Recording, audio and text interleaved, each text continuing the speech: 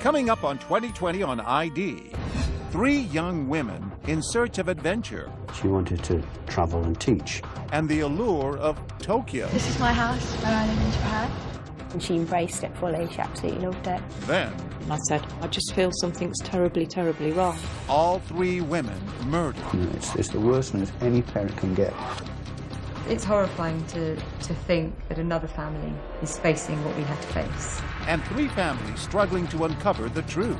My daughter didn't come here to be murdered. She came here to help. We were over there on our own. No embassy, no police, nothing. Can they find the killer? I was sitting 8 foot away from the man who murdered my sister. And will there be justice? It's unbelievable. Nothing can prepare you. Vanish in Tokyo. Welcome to 2020 on ID. I'm John Quinones. Losing a child is one of the deepest wounds a parent can suffer. Losing a child to murder is even deeper. For the 3 families you're about to meet, the tragedy of losing their daughters was compounded by the fact that the murder occurred on foreign soil and a very foreign culture, Japan. Who were the women associating with? And why was it so difficult for the families to get answers? First, for Lindsay Hawker, going to Tokyo was meant to be an adventure. But as Elizabeth Vargas first reported in 2008, fate would lead Lindsay into the darkest of traps.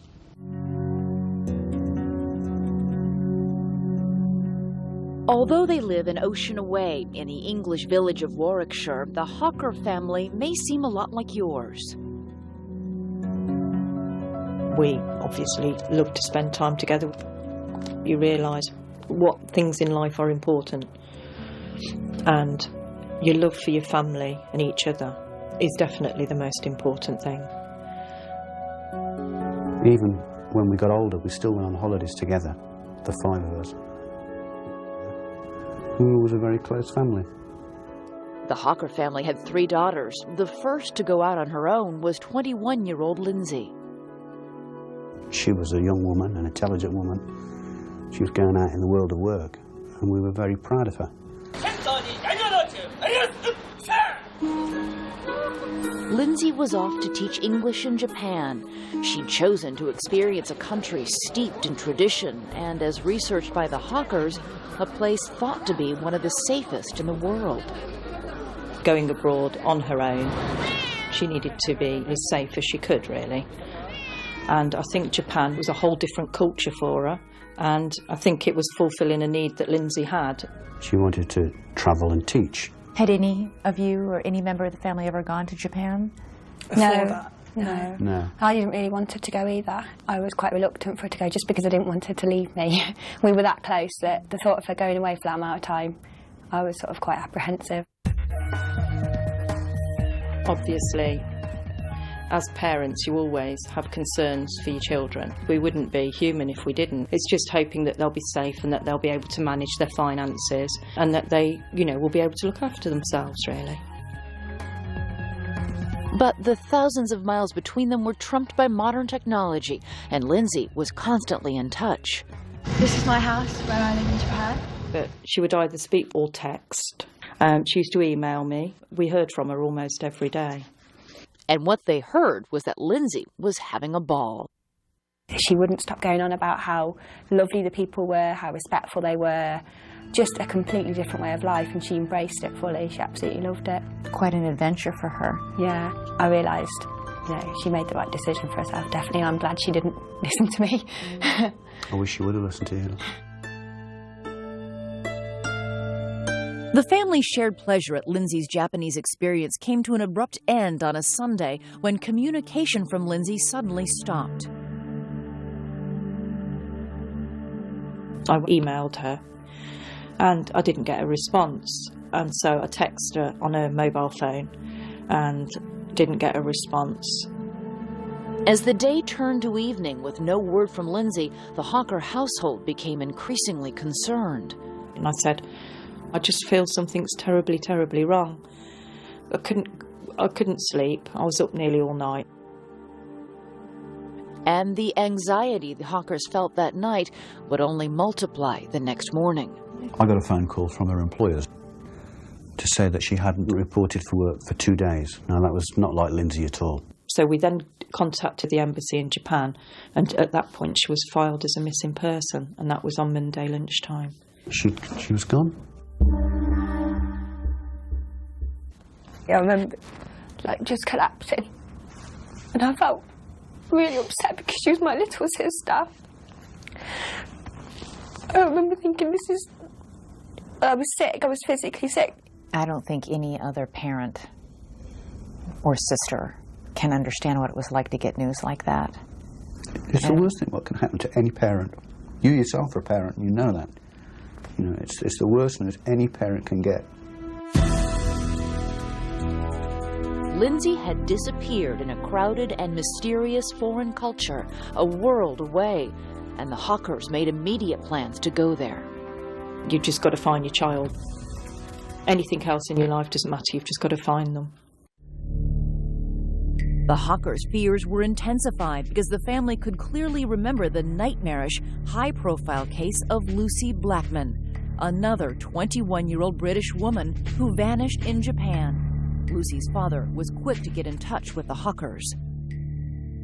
Tim Blackman has offered us lots of advice and help. He's been very helpful. He's a very kind man. It's a terrible fraternity you're part of. That, and yet the experience from another family with a similar loss can help in sometimes those dark days. Nothing can help us.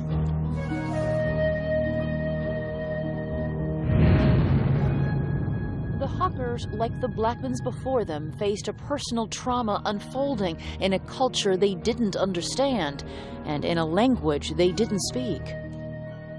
We see echoes of what we were dealing with shining through the Hawker investigation, and I kept finding myself either up a blind alley or a door that wouldn't really open.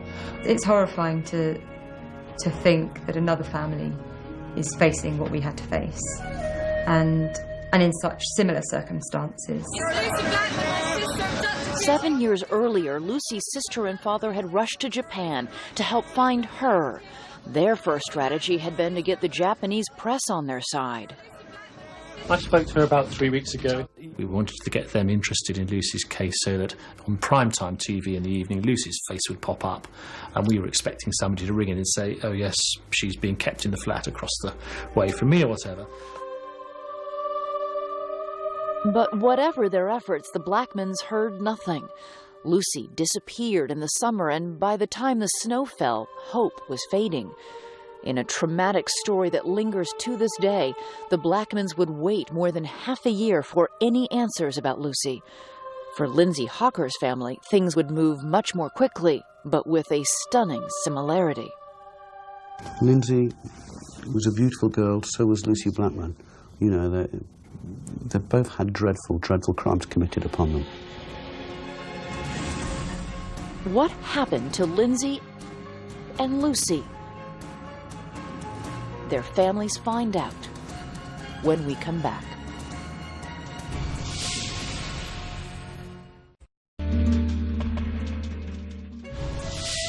Lindsay Hawker had just turned 22 years old when she vanished in Tokyo while teaching English there.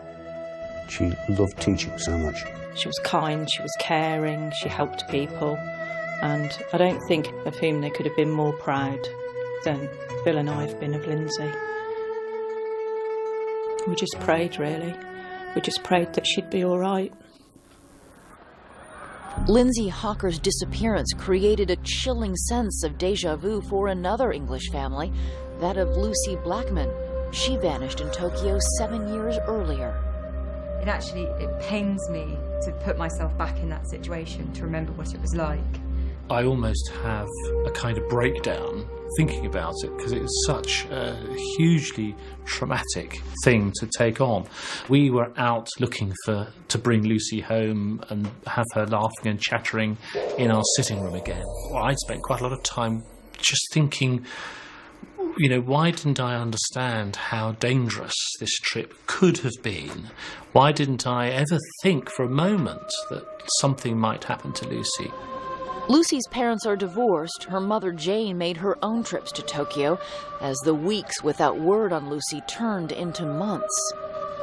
I keep hoping that they'll say, oh, we found her.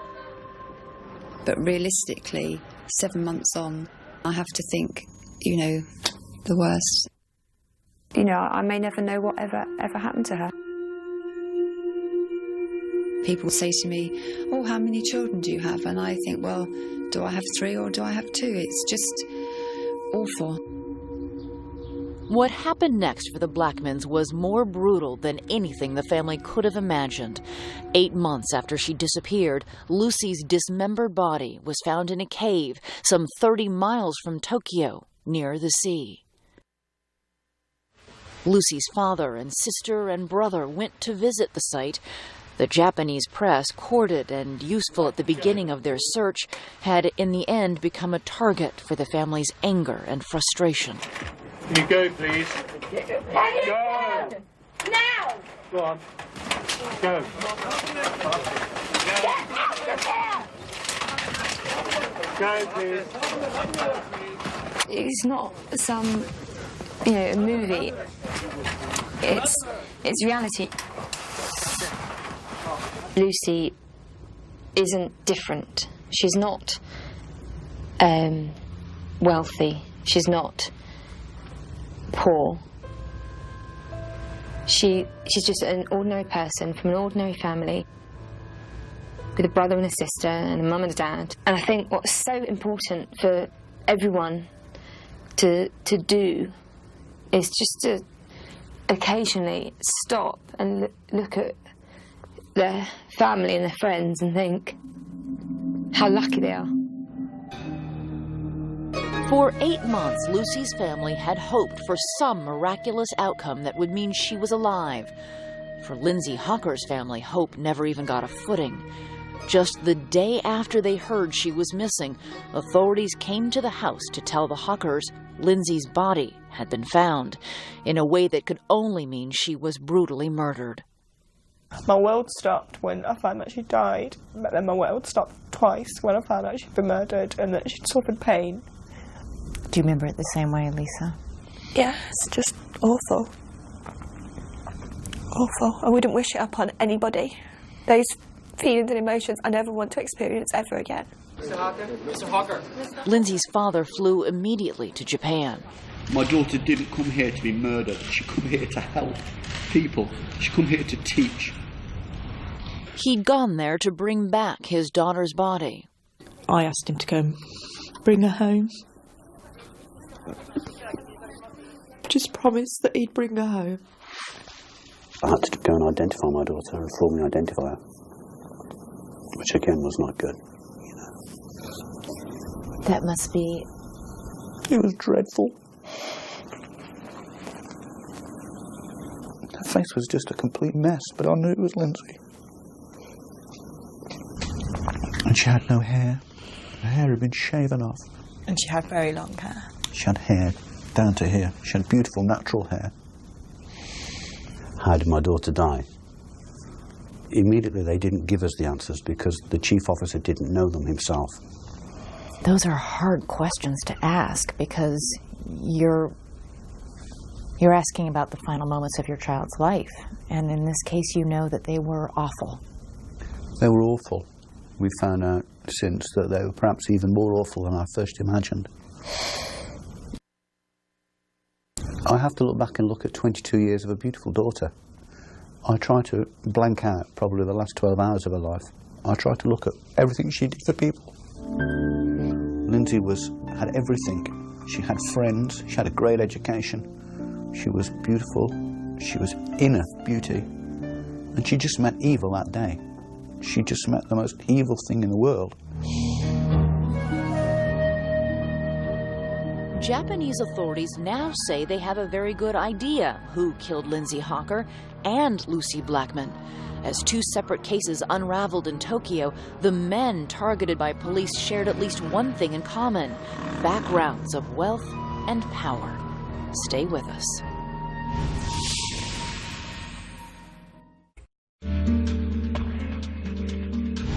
Two families traumatized by the disappearance of their daughters in Tokyo. Now they know the awful truth. Authorities have found the mutilated bodies of Lucy Blackman and Lindsay Hawker. But for the families, that's not enough.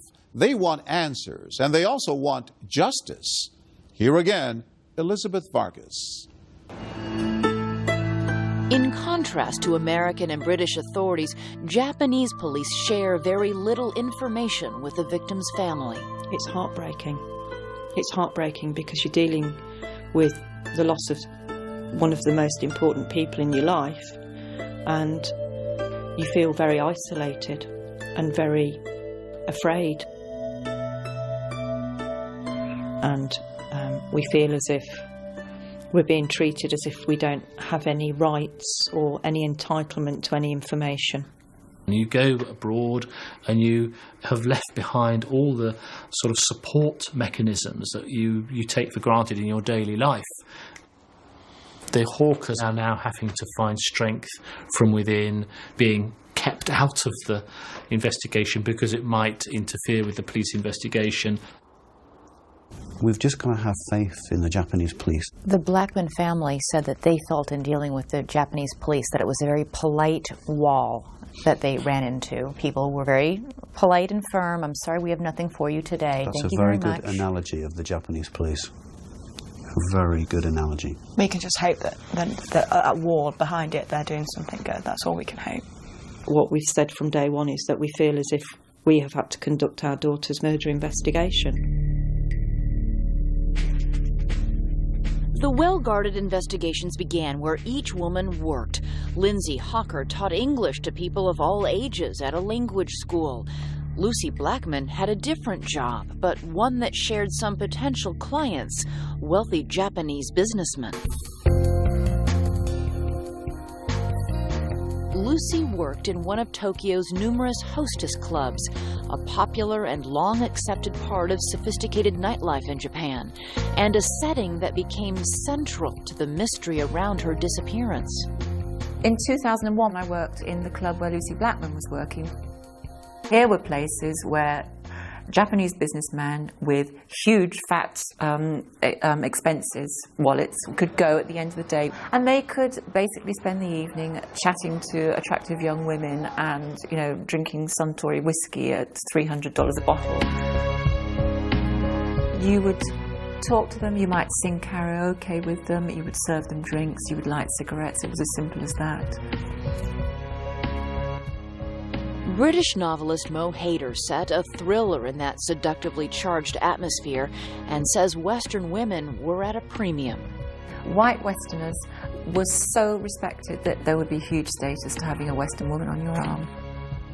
Lucy Blackman, like many young British, Australian and American women, thought that hostessing would be lucrative, easy and safe. The clubs are not selling sex, they're selling alcohol. And the hostesses' interactions with the customers, however flirtatious, are strictly limited.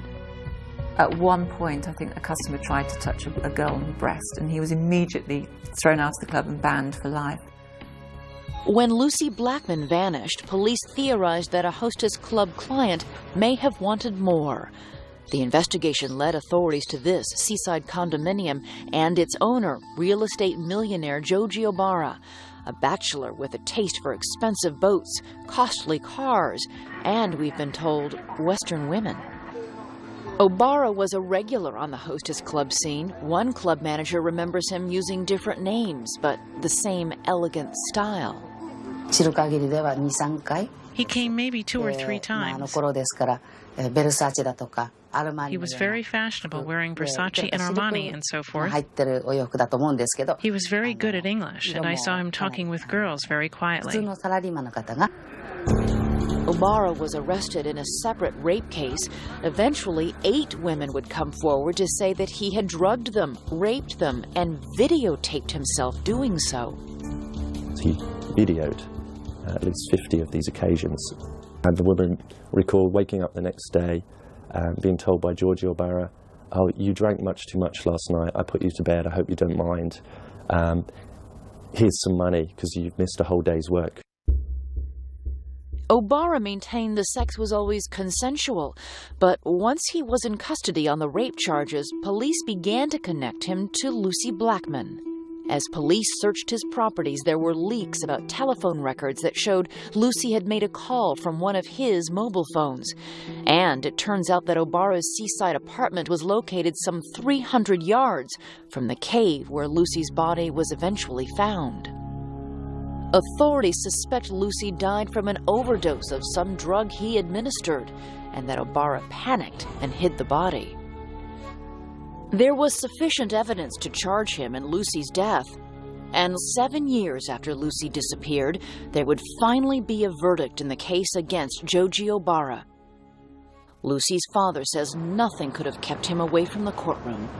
And I was thinking on the way over, you do lots and lots of things for your children. You go to all sorts of ghastly school events, and you go and sit and watch them fall off the edge of the stage at some, whatever it is, and you do all these things. And I was thinking at the time that, I'm now going to this thing, which would be the final hearing trial of Lucy's killing. Coming up, a verdict in Lucy Blackman's case and the twisted tale of yet another young woman. And he videotaped himself raping her, as he had all the others, hundreds, according to the police. Stay with us.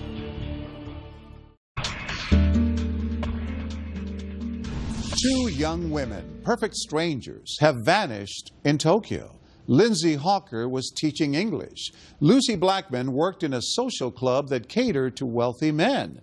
But if only they had known about a third young woman who traveled that same road before them. Once again, Elizabeth Vargas. Like parents everywhere, the Ridgeways in Claremont, Australia hoped their children's dreams would come true. Of their two daughters, Samantha and Carita, it was the younger Carita who showed specific ambitions early in life.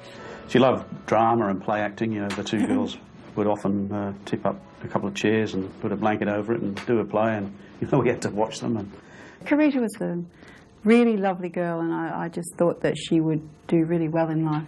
She wanted to be an actor, and she made a couple of little movies and did a couple of screen tests, and it's great to see her there in front of you on the screen, especially where she misses her lines and cracks up. Can I trade my car?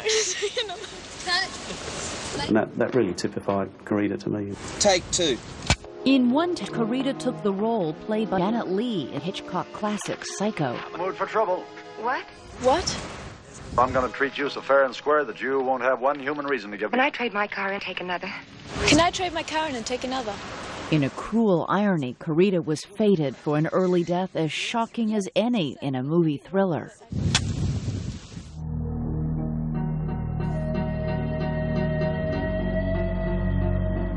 When she was 21, Carita left for Tokyo to earn money for acting school.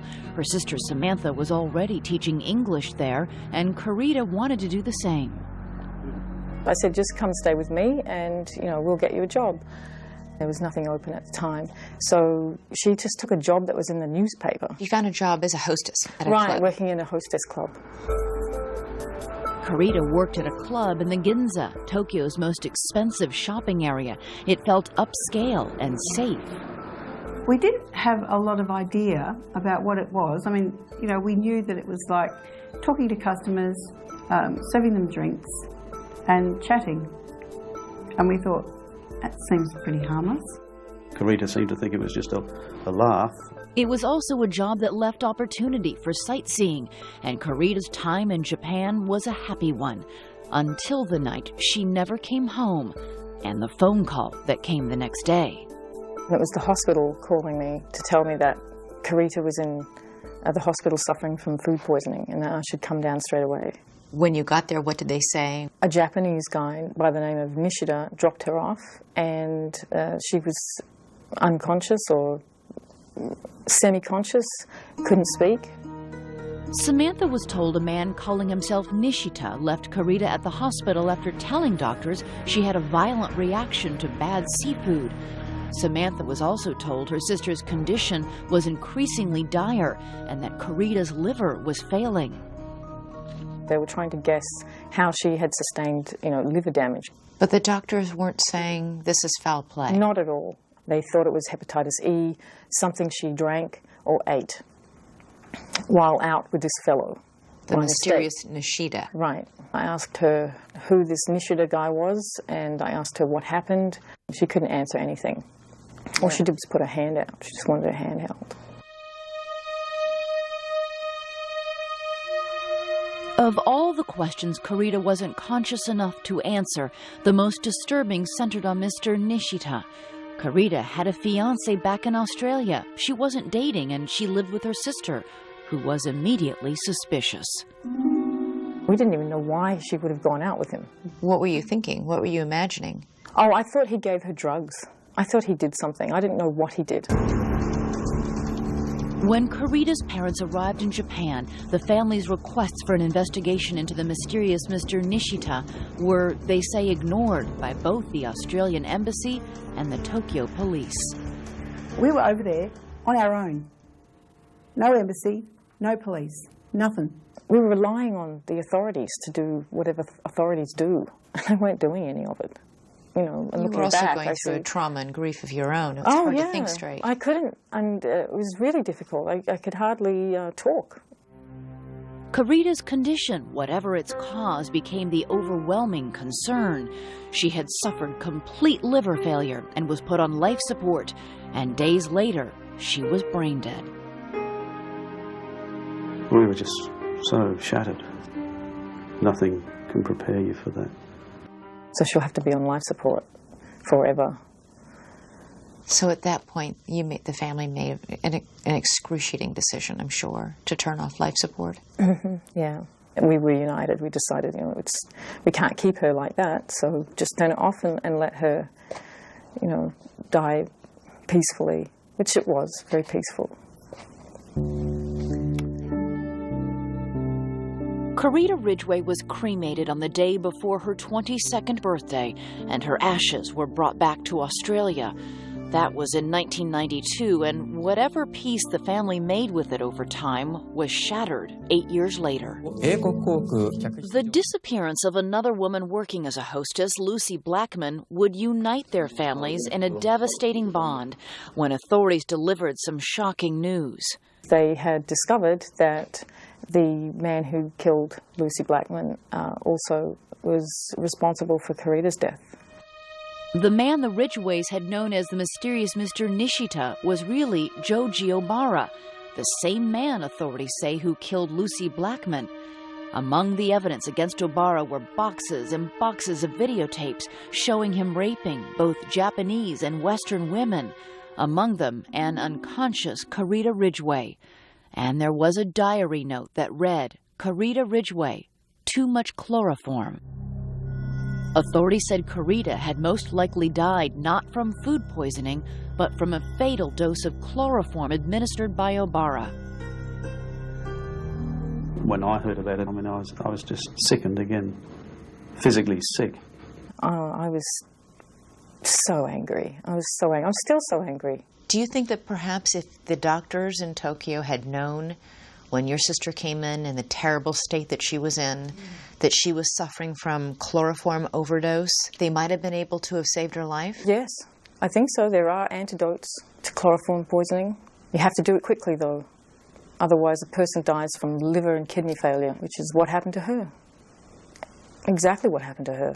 There was evidence given by two girls, those girls at the club, that he had offered her a lift, and so they thought he had chloroformed her in the car and just carried her from the car to his apartment. And once he got her into the apartment, he videotaped himself raping her, as he had all the others, hundreds, according to the police, hundreds of others. It's a huge number, huge number. 20 years worth. It's hard to fathom. It's unbelievable. The fact is, if police had listened to you in 1992 and investigated this man, Lucy Blackman, and God knows who else might still be alive. Absolutely. They could have caught him then. They could have caught him then. 15 years after Karita Ridgway died, 7 years after Lucy Blackman's body was found, their families would hear the verdict on the man charged with killing both their daughters. That startling conclusion and another family's beginning struggle as a second man emerges when our story continues.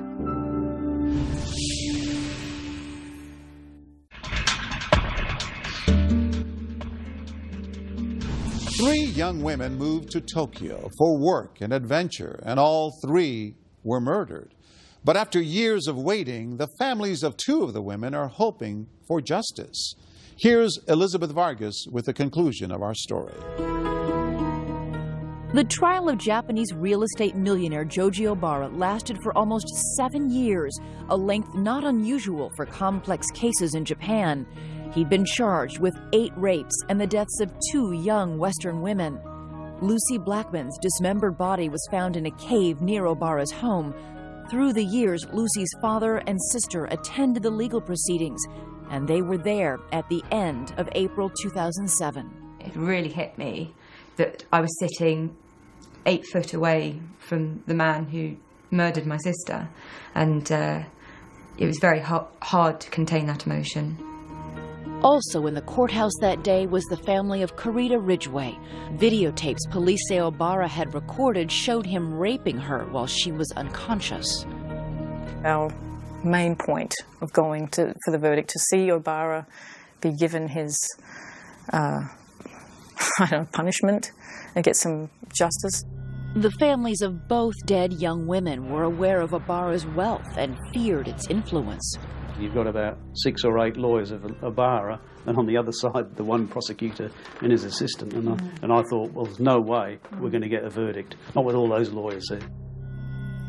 Verdicts in Japan are up to a judge, not a jury, and when they came in Joji Obara's trial, they were split, leaving one family feeling they got justice and another in shock.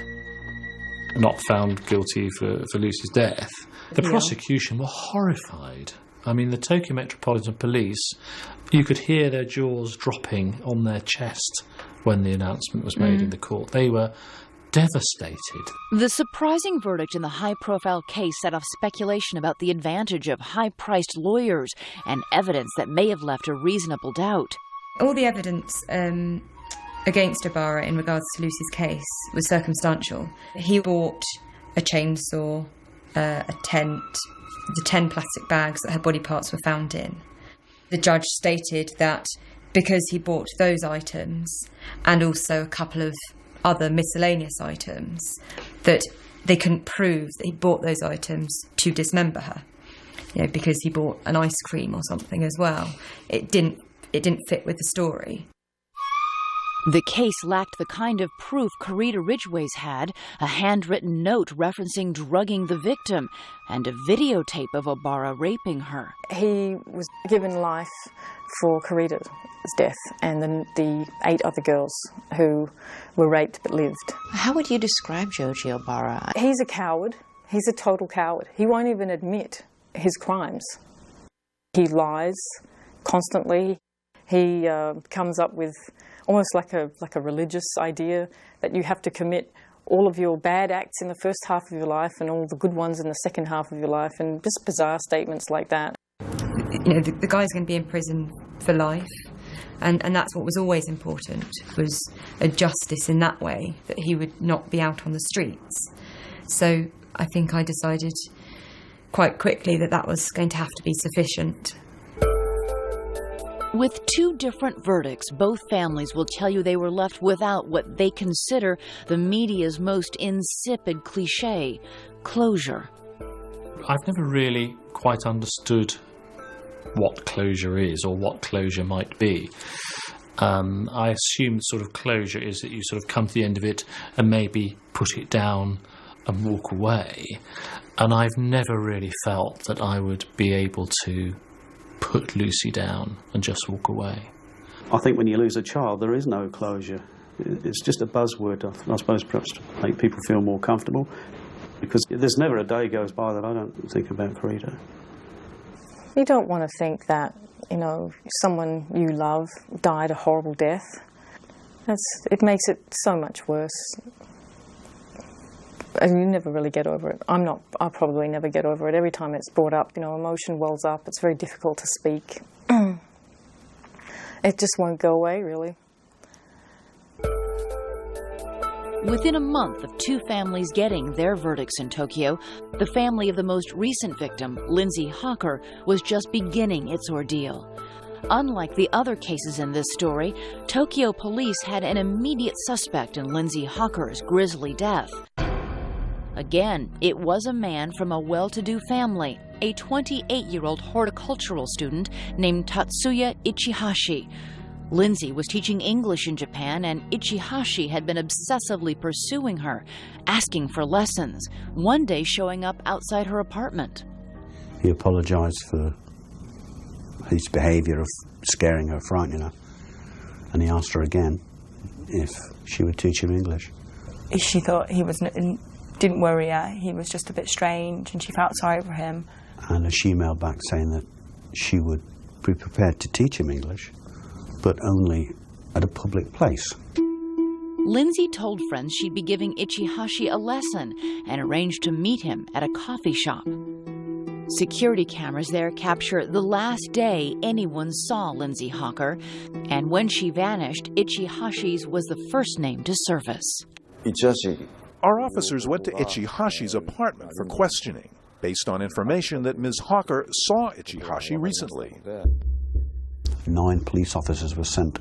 Ichihashi was leaving the apartment. Police officers asked, "Are you Tatsuya Ichihashi?" To which he responded he was, and he ran off. The police officers grabbed him, but they only grabbed his rucksack. And he was able to just dash off and melt into... I'm afraid so, yes. He caught them off guard and fled the scene. I asked them how, if there were police officers outside the flat, police officers on the fire escape, and down on the ground, they'd managed to let him get away. And apparently the police officers don't carry radios, they don't radio to one another.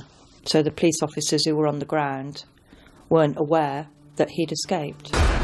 What happened next was the bombshell in the case. Searching the apartment Ichihashi occupied, police found Lindsay Hawker's body, bruised and with her head shaved. She was buried in a mixture of sand and chemicals to help decomposition in a bathtub on the balcony. He hasn't just brutally murdered her. He's left her on his balcony to rot away, and then I suppose he would just dispose of what's left eventually. He was going about his normal routine. He was going to the gymnasium, the police tell us.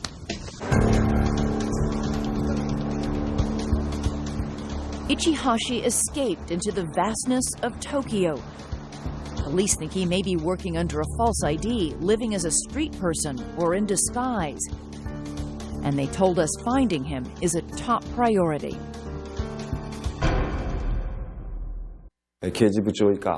Currently, we have 140 officers, including the Chief of Criminal Investigations, working on the case. It's so difficult when it's 12,000 miles away.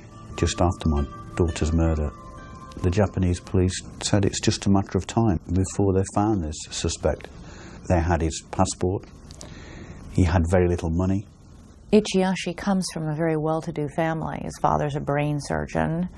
His mother's a dentist, I believe. Yep. With no credit cards, no passport. Somebody's got to be helping him. Do you think it's his parents? I wouldn't like to comment on that. The Hawkers say police read them a statement from Ichihashi's parents. We've communicated with them via the police. What did their statement say to you? That he wished to live in America and open a park in America, and that's why he needed to improve his English. And they wished their son would atone for his crime. And they said it was regrettable. They said regrettable. It was regrettable. That's an odd choice of words. That's a disgraceful choice of words, isn't it? They don't deny that he committed the crime. Elizabeth, there is no other suspect So they have enough evidence that he is the only suspect in the murder of my daughter. Police confirm they think he's their man.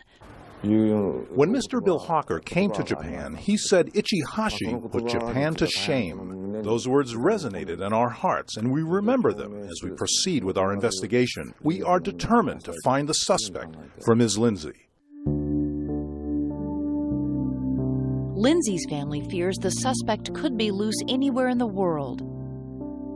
The family-run website about Lindsay's case displays his picture, as do T-shirts the Hawkers are distributing. They want as many eyes on this face as possible. I just wouldn't want another family to have to go through what we've been through the last 6 months, because it is living hell. He's out there, he's free. Who knows how many missing girls there are out there, and that's what makes this more sinister. Do you think that your family can have peace if he isn't caught? I mean... We'll never have peace, but we'll have a little bit more peace. Knowing that he's off the streets. The scary thing is Lindsay was probably the most sensible person I know, and was so wise and knowledgeable. And if it can happen to her, it can happen so easily to someone else. We wouldn't wish this on anyone. The pain that we feel every single day, waking up and having to tell yourself your sister's been murdered, I wouldn't want that on anyone. We want to make sure that somebody pays for this crime. But our world will never be the same again. I had 3 beautiful daughters. Now I've just got 2.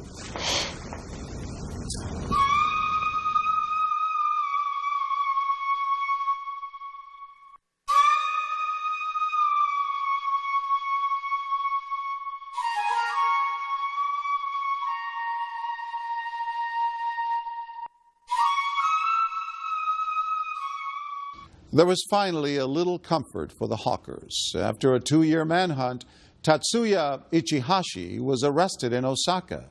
He had eluded authorities in part by undergoing plastic surgery. At his trial, he confessed to killing Lindsay Hawker and was convicted and sentenced to life in prison. As for the Blackman family, Japanese prosecutors later appealed Joji Obara's not guilty verdict in the death of Lucy. He was retried and found guilty in the abduction and mutilation of her body. I'm John Quinones. Please join us next time for another edition of 2020 on ID.